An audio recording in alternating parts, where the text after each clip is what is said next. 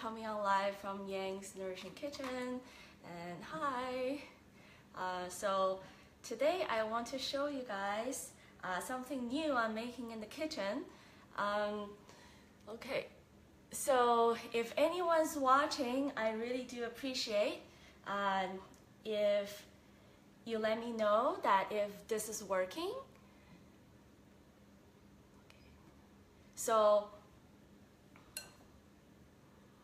Okay, so I'm just gonna go ahead and so I'm gonna show you guys how to I'm gonna show you guys a new thing that I'm making in the kitchen. So this is called SAKEKASU. It is something I'm just experimenting with. I did try to set up both Facebook Live and Instagram today. For some reason, the Instagram is not working, so we're just gonna go with Facebook for now, and then I will continue. So SAKEKASU is something new I just picked up recently.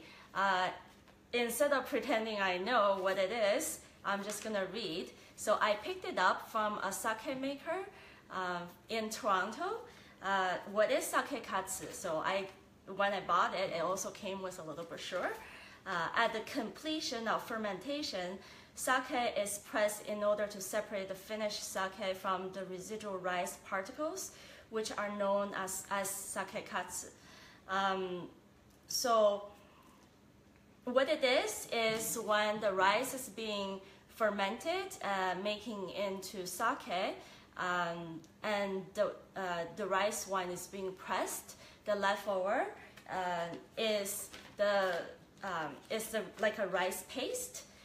That is the SAKEKASU. It's the leftover from fermenting rice and making into sake. Okay, so SAKEKASU can be considered the equivalent of the least produced in wine and beer making, but it is much more than a byproduct to be discarded. SAKEKASU can be used for both cooking and promoting health, as it contains high concentration of vital amino acids, proteins, minerals, and vitamins, and functions to exfoliate and hydrate skin. Recently, I just learned that SAKEKASU is very nutritious. Also, people use it as a facial mask. So isn't that wonderful? And I'm not the kind of girl who know a lot of skincare, but if you give it a try, I think it's a wonderful recipe. You can just dilute the SAKEKASU with water, apply it on the face, leave it for 15 minutes and rinse off. So I think I'm just gonna go with what I do best, that's cooking, and show you guys how to cook with SAKEKASU instead of using as skincare.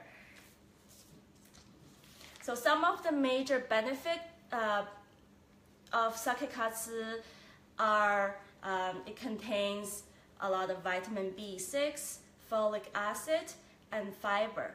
For cooking, SAKEKASU can be used for making soups, dressings, sauces, and baking, among numerous other dishes. So I am really learning a lot of new things from talking to the sake maker, and I'm excited to experiment with this new ingredient.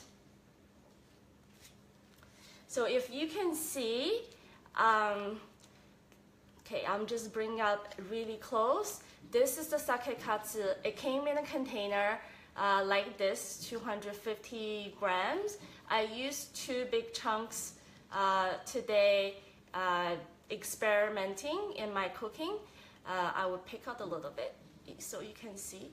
The texture is kind of like a Play-Doh.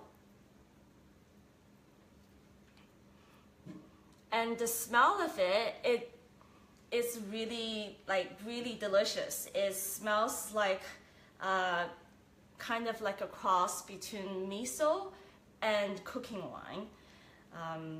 So I think where you would normally use your cooking wine and miso paste, this is a good replacement in the recipe. So one of the traditional way to use SAKEKASU is in a soup. I made a miso and SAKEKASU soup today. So this is the soup. What I did was I boiled a fish head today because yesterday I just bought a big fish, a whole fish. So I happen to have a fish head I used to make a broth. You don't have to use any fish or meat if you want to do vegetarian, but it does give a little more flavor and extra nutrients as well. So I used the fish broth, and I also put in some turnip, mushrooms, and tofu, and green onion. As well as, so this is wakame, which is cut seaweed. And then at the end, I flavored the soup with a little bit of SAKEKASU and a little bit of miso. One thing that to note is miso has a saltiness in it, so you use miso to replace salt and soy sauce or anything, anywhere that you need that salt.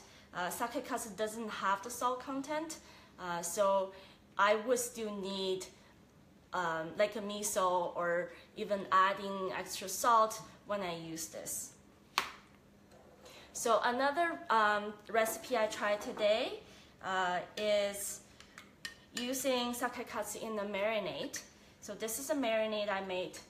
I'm just experimenting, so it's the first time I'm making it.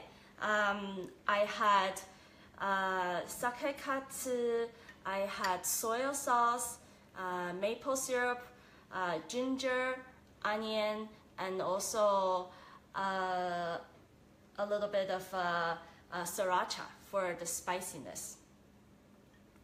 So I'm just gonna use that on the chicken as a marinade today. I think it's going to taste really good. Okay, so if you enjoy the cooking demonstration, please like and share and help me spread the word. Also check out my other recipes on Yang's Nourishing Kitchen blog, and see you next time.